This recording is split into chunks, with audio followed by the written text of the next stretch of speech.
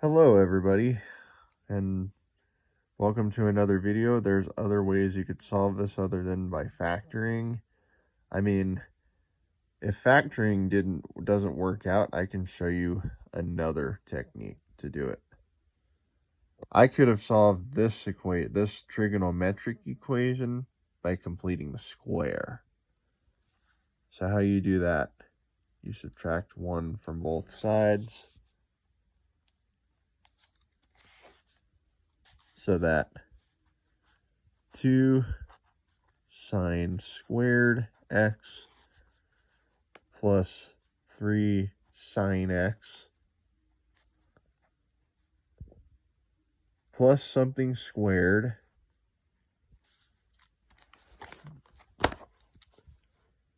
is equal to -1 plus that something squared. And in this case, it's b over 2, which is 3 halves squared.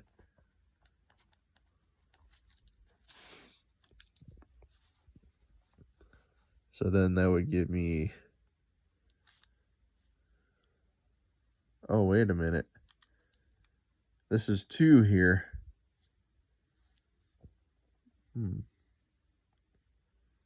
Sorry about that. This is divided by 2. I have to divide each side by 2. So I would have had to divide this by 2, this by 2, and this by 2. So that would make this sine squared x plus 3 halves sine x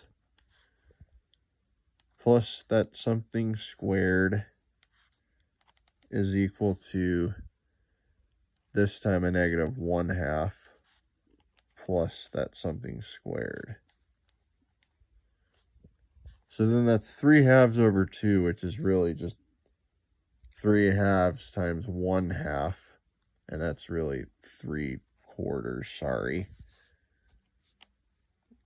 I didn't get my math right. Whoops.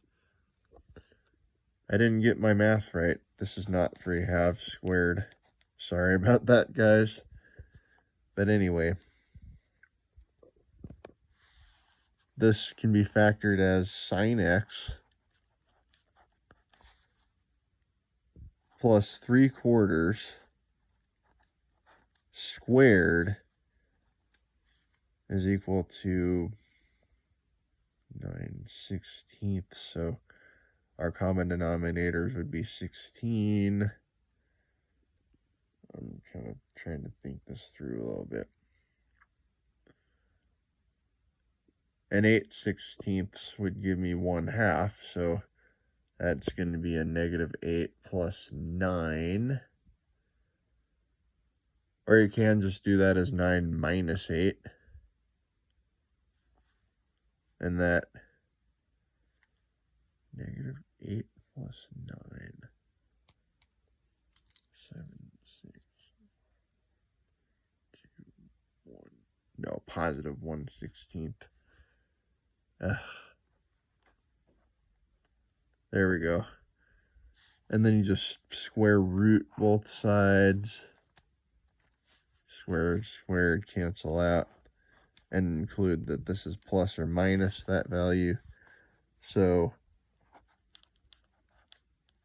sine x plus 3/4 is equal to plus or minus 1/4.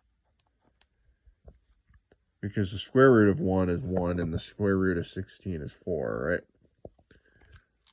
And then you subtract 3/4 from both sides.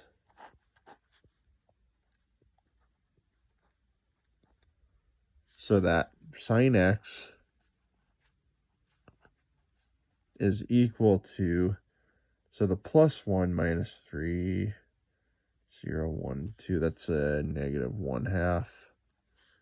And the sine of x with the minus value is a -1, but again, this is an extraneous solution, so that will not be considered in this.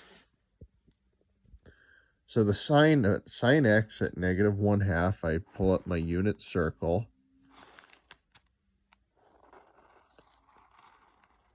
And where does the sine of x equal negative 1/2? So remember, the first quadrant is all trig functions positive. And the second quadrant is all sine and cosecant functions positive. The third quadrant is all tangent and cotangent angles positive. And the fourth quadrant is all cosine and secant angles positive, right? So the sine x at negative 1/2, well, we know the sine of pi over 6 is positive 1/2, and you go 2, 3, 4, 5, so 5 pi over 6 won't cut it either because the sine is positive in quadrant 2. So now 7 pi over 6 is one of our solutions that satisfy. So x is equal to 7 pi over 6. And I go 8, 9, 10, 11. And yes, 11 pi over 6 is another solution. So x is also 11 pi over 6. And it's these two angles. And I didn't give any given interval. So I can go around another time and say plus 2 pi k. And also the same for this one too. I can go around another time and say plus 2 pi k. And that's for all solutions, right?